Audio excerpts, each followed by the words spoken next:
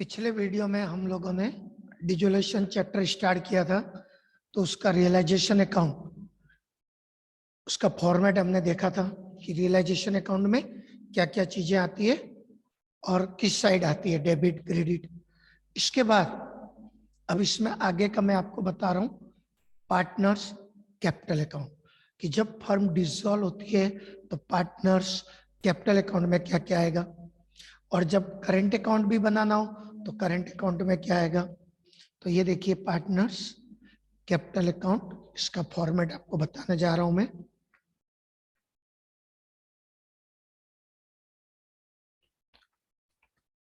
Partners capital account, कम से कम 2 partner होते हैं, तो ये इसके कॉलम देखिए, डेट,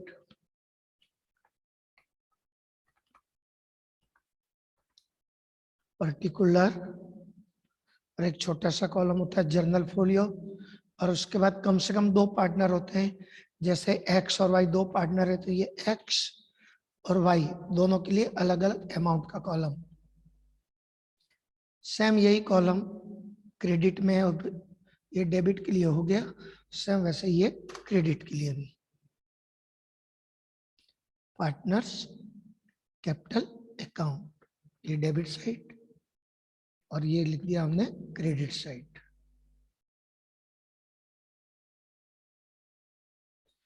कैपिटल अकाउंट में सबसे पहले पार्टनर्स की कैपिटल का बैलेंस लिखा जाता है, सही, बाई बैलेंस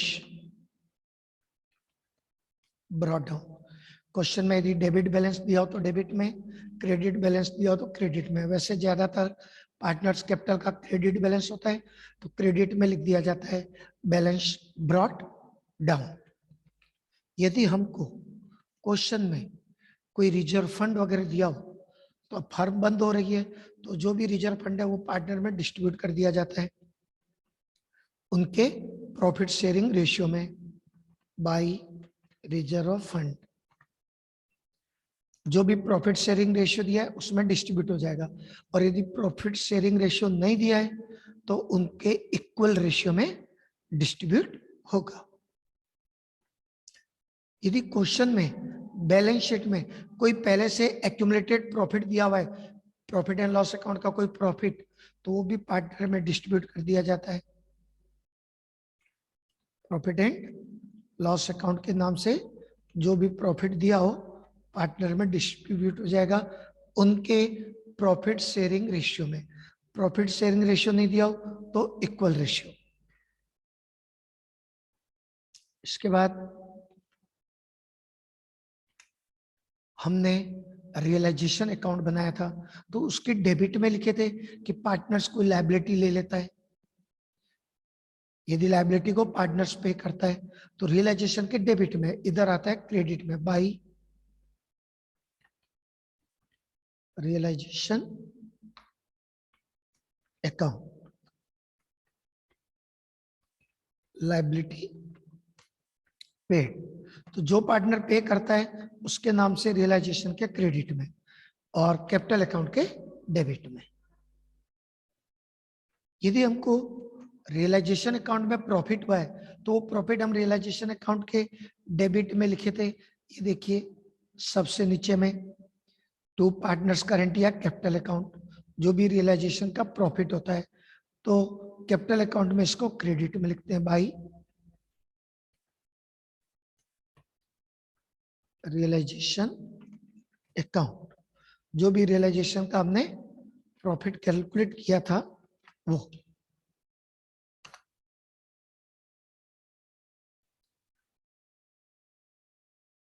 इसके अलावा पार्टनर्स कैपिटल में यदि कोई पार्टनर्स का कोई इंटरेस्ट ऑन कैपिटल दिया हो तो वो भी आ जाता है, इंटरेस्ट ऑन कैपिटल यदि है तो, इफ एनी। डेबिट साइड में यदि पार्टनर्स का कोई ड्राइंग्स दिया है तो ड्राइंग्स लिख लेना चाहिए, टू करके आएगा, टू ड्राइंग्स। और यदि इंटरेस्ट ऑन ड्राइंग्स है तो वो भी आएगा। मतलब कैपिटल से जो जो चीजें माइनस होती है जिससे हमारी कैपिटल कम हो जाती है वो सब डेबिट में। To interest on drawings.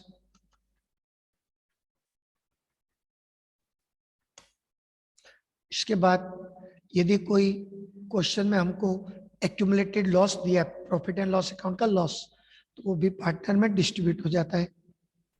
Profit है तो क्रेडिट में, लॉस है तो इधर डेबिट में आ जाता है to profit and loss account.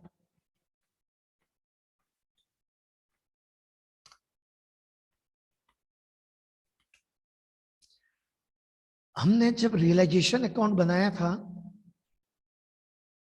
पिछले वीडियो में आपने देखा होगा, तो कोई पार्टनर्स यदि किसी एसेट को ले लेता है तो हमने क्रेडिट में लिखा था बाय पार्टनर्स कैपिटल या करेंट अकाउंट क्रेडिट साइड में, तो इधर डेबिट में आ जाएगा टू पार्टनर्स, डेबिट में आ जाएगा टू रियलाइजेशन, क्योंकि रियलाइजेशन के क्रेडिट में बाय पार्टनर्स कैपिटल का नाम, तो कैपिटल के डेबिट में आ जाएगा यही चीज, पार्टनर्स के रियलाइजेशन अकाउंट के नाम से पार्टनर्स के डेबिट में to realisation account. Capital account के क्रेडिट में लिखे थे अपन, यदि पार्टनर कोई एसेट ले लेता है तो रियलाइजेशन के क्रेडिट में, तो कैपिटल के डेबिट में टू रियलाइजेशन का नाम करके जो भी पार्टनर ने एसेट्स लिए वो इसमें आ जाएगा, एसेट्स टेकन बाय पार्टनर। यदि रियलाइजेशन अकाउंट में कोई हमको लॉस हुआ है तो उसको हम रियलाइजेशन के क्रेडिट में लिखे थे बाय पार्टनर्स कैपिटल या करेंट अकाउंट, तो इसमें आ जाएगा टू रियलाइजेशन अकाउंट।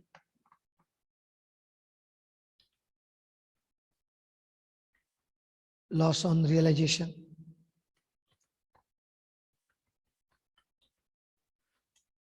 प्रॉफिट है तो क्रेडिट में लिखे थे हम बाय रियलाइजेशन, लॉस है तो इधर डेबिट में आएगा।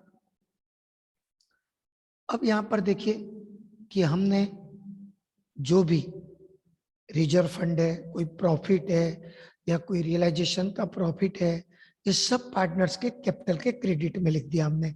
कोई इंटरेस्ट ऑन कैपिटल है, और जिससे कैपिटल कम होती है वो सब कैपिटल अकाउंट के डेबिट में, जैसे ड्राइंग्स, इंटरेस्ट ऑन ड्राइंग्स, कोई एक्यूमुलेटेड लॉस है और पार्टनर ने कोई एसेट्स ले लिया है तो टू रियलाइजेशन, रियलाइजेशन का लॉस है तो वो भी टू रियलाइजेशन। इसके बाद पार्टनर्स के कैपिटल का बैलेंस कैलकुलेट करते हैं। यदि क्रेडिट ज्यादा है तो पार्टनर्स अपना अमाउंट विड्रॉ कर लेता है, बचा हुआ जो भी बैलेंस आएगा, और यदि कैपिटल अकाउंट का डेबिट ज्यादा है तो उस पार्टनर को उतना कैश लाना पड़ेगा बिजनेस में जितना उसका डेबिट ज्यादा है, यानी जितना उसने अपनी कैपिटल ज्यादा विड्रॉ कर ली है। तो जितना कैपिटल अकाउंट का डेबिट ज्यादा रहेगा उसको अमाउंट पे करना पड़ेगा फर्म को, और उसके बाद पार्टनर्स कैपिटल अकाउंट क्लोज हो जाते हैं। तो अभी मैंने आपको जो बताया, यदि डेबिट ज्यादा है तो पार्टनर्स उतना पैसा बिजनेस में देगा, कैश या बैंक, और ये अमाउंट कहां से आएगा, दोनों तरफ का difference, balancing figure, capital account का डिफरेंस। और यदि कैपिटल का क्रेडिट ज्यादा है तो डेबिट में आएगा डिफरेंस, मतलब पार्टनर्स अपना पैसा विड्रॉ कर लेगा जितना भी कैपिटल का बचा हुआ है, टू कैश या बैंक। क्वेश्चन में कैश दिया तो कैश अकाउंट, बैंक दिया तो बैंक। तो ये अमाउंट जो आएगा बैलेंसिंग फिगर से,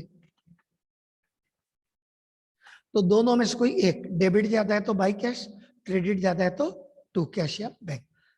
इसके बाद पार्टनर्स कैपिटल अकाउंट क्लोज हो जाता है, क्योंकि जो भी उनका बैलेंस था, डेबिट ज्यादा था तो बाई कैश यानी वो लेकर आ गया, क्रेडिट ज्यादा है तो डेबिट में आ जाएगा, मतलब वो लेके चल दिया अपना पैसा।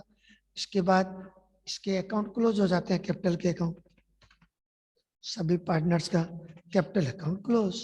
ये एंट्री करने के बाद दोनों तरफ बराबर आ जाएगा, टोटल इक्वल, डेबिट क्रेडिट बराबर। तो ये था पार्टनर्स कैपिटल अकाउंट। लेकिन क्वेश्चन में कभी कभी पार्टनर्स करेंट अकाउंट भी दे देता है, करेंट अकाउंट का भी बैलेंस दे देता है, या क्वेश्चन में कभी करंट अकाउंट बनाने के लिए बोल देता है। तो ऐसे कंडीशन में अपन जो अभी कैपिटल अकाउंट बनाए ये आपका दो पार्ट में डिवाइड हो जाएगा। पहले करेंट अकाउंट बनेगा और उसके बाद बनेगा कैपिटल। ये जितनी भी चीजें हमने कैपिटल में लिखी है वो सब करेंट में चली जाएगी। फिर कैपिटल अकाउंट में केवल कैपिटल का बैलेंस और करंट अकाउंट का जो बैलेंस आएगा वो भी कैपिटल में ट्रांसफर होगा। तो जब क्वेश्चन में करंट अकाउंट भी बनाने के लिए बोल दिया है तो सबसे पहले रियलाइजेशन अकाउंट, जिसका फॉर्मेट बता चुका हूं मैं आपको, वैसा ही बनेगा। उसके बाद करंट अकाउंट, उसके बाद कैपिटल अकाउंट बनेगा। और कैपिटल अकाउंट का फिर फॉर्मेट भी चेंज हो जाएगा, अभी जो बनाए वो नहीं रहेगा, फिर चेंज हो जाएगा। तो क्वेश्चन में यदि करंट अकाउंट भी बनाने के लिए बोला है तो ऐसे कंडीशन में कैपिटल अकाउंट और करेंट अकाउंट दोनों का फॉर्मेट आपको मैं बताऊंगा। पहले करेंट फिर कैपिटल। ये कैपिटल अकाउंट फिर नहीं बनेगा जब करेंट अकाउंट बोला है तो। फिर उसका फॉर्मेट कैसे होगा देखिए, पहले पार्टनर्स करेंट अकाउंट आ जाएगा,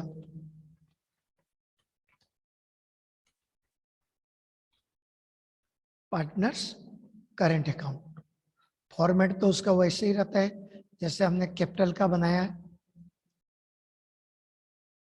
ये देखिए कट पेस्ट कर दिया मैंने, partners current account. Partners current account का डेबिट बैलेंस भी हो सकता है, क्रेडिट बैलेंस, वो क्वेश्चन में लिखे रहता है। यदि एसेट साइड दिया है पार्टनर्स करेंट मतलब डेबिट बैलेंस है, लाइबिलिटी साइड दिया पार्टनर्स कैपिटल बैलेंस शीट की मतलब वो क्रेडिट बैलेंस है, बाई बैलेंस ब्रॉट डाउन। और यदि पार्टनर्स करेंट का डेबिट बैलेंस है तो डेबिट में, क्योंकि तो दोनों में से कोई भी बैलेंस हो सकता है। ये करेंट अकाउंट कब होता है कि जब क्वेश्चन में बोल दे कि कैपिटल फिक्स है, तब फिर करेंट अकाउंट और कैपिटल अकाउंट दो बनते हैं। कैपिटल में कैपिटल के अलावा कुछ भी नहीं आता, सब कुछ जो अपन अभी ऊपर कैपिटल अकाउंट में लिखे थे वो सब इसमें आ जाएगा। जैसे ये सब जो चीजें लिखे थे, ये देखिए बाई रिजर्व फंड, ये इंटरेस्ट ऑन कैपिटल तक की जितनी भी चीजें देखो आप लिखे थे ऊपर में, वो सब इसमें आ जाती है। वो सब फिर कैपिटल अकाउंट में नहीं आएगी। कब?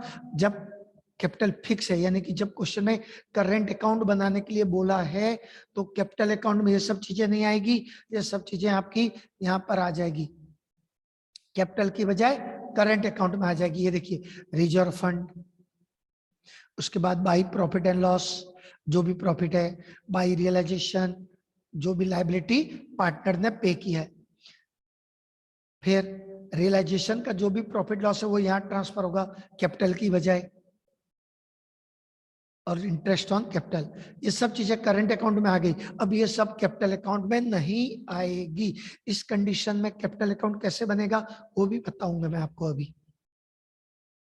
अब डेबिट साइड में जब करंट अकाउंट बनाते हैं तो जो चीजें अपन कैपिटल अकाउंट में लिखे थे जैसे ड्राइंग्स, इंटरेस्ट ऑन ड्राइंग्स, वो सब चीजें यहां आ जाएगी, कैपिटल अकाउंट में नहीं आएगी जब करंट अकाउंट बनाना हो तब। उसके बाद यदि पार्टनर ने किसी एसेट्स को ले लिया है तो उसको लिखे थे अपन ऊपर में, टू रियलाइजेशन अकाउंट,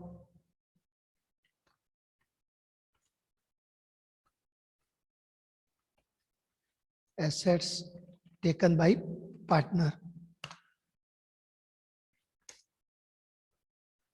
फिर जो भी रियलाइजेशन का लॉस था वो हमने रियलाइजेशन के क्रेडिट में लिखा था बाय पार्टनर्स करंट, तो इसमें आ जाएगा टू रियलाइजेशन, जो भी रियलाइजेशन का लॉस है। प्रॉफिट इधर क्रेडिट में आता है, रियलाइजेशन का लॉस इधर डेबिट में। रियलाइजेशन अकाउंट के क्रेडिट में लिखे थे लॉस, पार्टनर्स करंट के नाम से, तो करंट अकाउंट के डेबिट में आ गया ये। तो जितनी भी चीजें हम कैपिटल में लिखे थे कैपिटल के बैलेंस को छोड़ के, वो सब करंट अकाउंट में आ जाता है जब क्वेश्चन में करंट अकाउंट बनाने के लिए बोला हो तो।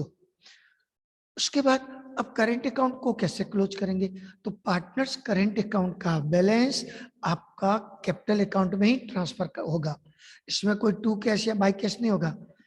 करंट अकाउंट का जो भी बैलेंस होगा वो कैपिटल अकाउंट में ट्रांसफर हो जाएगा। यदि क्रेडिट ज्यादा है किसी पार्टनर्स का तो डेबिट में लिख देंगे 2।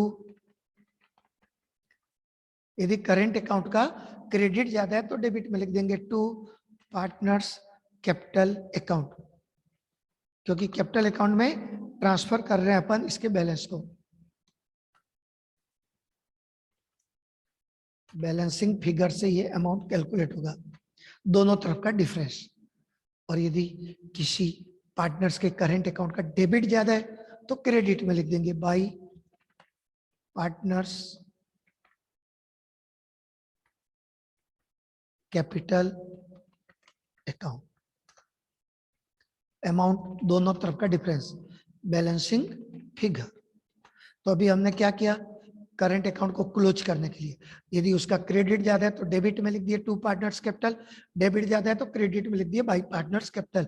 यानी कि करंट अकाउंट का जो भी डिफरेंस है वो कैपिटल अकाउंट में ट्रांसफर करके और इसको क्लोज कर देते हैं। तो ये आपका दोनों तरफ फिर इसका टोटल इक्वल आ जाएगा। इसको हमने क्लोज कर दिया कैपिटल अकाउंट में ट्रांसफर करके। अब ऐसे कंडीशन में कैपिटल अकाउंट में क्या क्या आएगा, तो अपन अब बनाएंगे पार्टनर्स कैपिटल अकाउंट। आप बोलेंगे ऊपर तो बना चुके हम, तो वो जो बनाए थे वो जब कैपिटल फ्लक्चुएट होती है, जब करंट अकाउंट नहीं बनाना होता है तब। जब करंट अकाउंट बनाने के लिए बोल देता है तो कैपिटल अकाउंट का फॉर्मेट अब देखिए चेंज हो जाएगा। पार्टनर्स कैपिटल अकाउंट फॉर्मेट तो ऐसे रहेगा जैसे करंट अकाउंट का आपने अभी किया, यही फॉर्मेट रहेगा सेम। अब कैपिटल में ये सब नहीं आएंगे, रिजर्व फंड, प्रॉफिट, रियलाइजेशन के या रियलाइजेशन का लॉस, ड्रॉइंग्स, ये सब उसमें चले गए करंट में। अब इसमें सबसे पहले आएगा कैपिटल अकाउंट का बैलेंस, बैलेंस ब्रॉट डाउन। उसके बाद अब अभी आपने थोड़ी देर पहले जो करंट अकाउंट के डेबिट में लिखा था 2 पार्टनर्स कैपिटल, तो इधर क्रेडिट में आ जाएगा by partners current account, partners current account. जो ऊपर में जो ट्रांसफर किए थे वही चीज है ये, जो करंट के डेबिट में था वो पार्टनर्स कैपिटल के क्रेडिट में, और जो ऊपर में क्रेडिट में लिखे थे बाई पार्टनर्स कैपिटल वो इधर डेबिट में आ जाएगा। 2 पार्टनर्स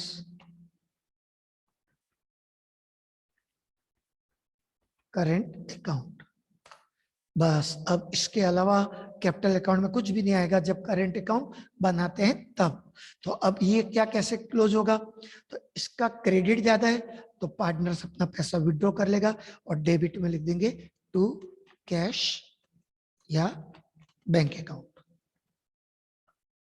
और यदि डेबिट ज्यादा है तो क्रेडिट में। ये अमाउंट सब बैलेंसिंग फिगर से आएगी, यानी कि दोनों तरफ का डिफरेंस। डेबिट ज्यादा है तो पार्टनर्स पैसा देगा फर्म को ताकि दूसरे पार्टनर अपना पैसा विड्रॉ कर ले, ये पैसा लाएगा डेबिट ज्यादा है तो। बैलेंसिंग फिगर, तो जो भी डिफरेंस आएगा टू कैश बाई कैश लिखकर क्लोज, और ये आपका कैपिटल अकाउंट भी क्लोज।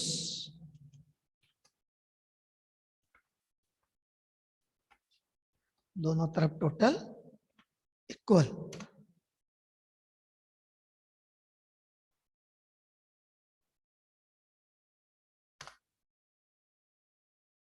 अब इसके बाद ये सब कंपलसरी आपके हर क्वेश्चन में ये अकाउंट बनते ही हैं। हाँ, करंट अकाउंट कैसे पता चलेगा कब बनाना है, जब क्वेश्चन में करंट अकाउंट का बैलेंस दिया हो या क्वेश्चन में क्लियर बोल दिया हो कि करंट अकाउंट बनाइए, तो फिर कैपिटल इसके बाद बनेगा। तो पहले हमने करंट अकाउंट बनाया फिर कैपिटल बनाया। अब लास्ट आखिरी कैश अकाउंट, और कैश अकाउंट का दोनों तरफ का टोटल अपने आप इक्वल हो जाएगा। और यदि क्वेश्चन में कैश की जगह बैंक बैलेंस दिया है तो बैंक अकाउंट आ जाएगा, कैश या बैंक अकाउंट। कैश तो हमेशा डेबिट ही बैलेंस होता है, और बैंक अकाउंट डेबिट या क्रेडिट कोई भी बैलेंस हो सकता है, क्योंकि ओवरड्राफ्ट हो तो बैंक का क्रेडिट बैलेंस होता है, लेकिन कैश बैलेंस हमेशा डेबिट ही रहता है। बैलेंस ब्रॉट डाउन कर दिए। इसके बाद जो जो हमने रियलाइजेशन अकाउंट में कैश का पैसा, वो एसेट्स का अमाउंट रियलाइज किए थे, वो आ जाएगा टू रियलाइजेशन के नाम से। पैसा आ रहा है जो एसेट्स को बेचने से, उसको हम रियलाइजेशन अकाउंट में किधर लिखे थे? क्रेडिट में, इधर डेबिट में आ गया। और यदि एक मिनट, इसमें अपन ऊपर में वो पूरा डिटेल लिख देते हैं। डेट पर्टिकुलर, एक छोटा सा कॉलम बनता है जर्नल फोलियो, जो हमने यहाँ अभी नहीं लिखा है पर वो बनाना चाहिए एग्जाम में हमेशा। पर्टिकुलर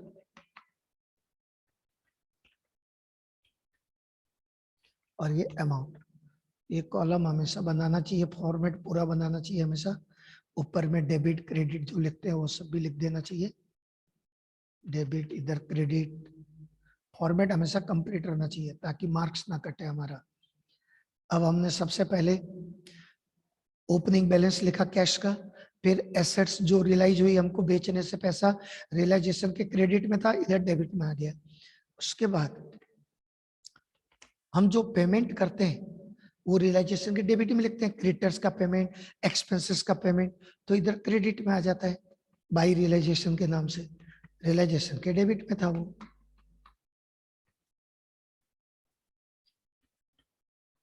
ये लाइबिलिटी जो पे किए गए,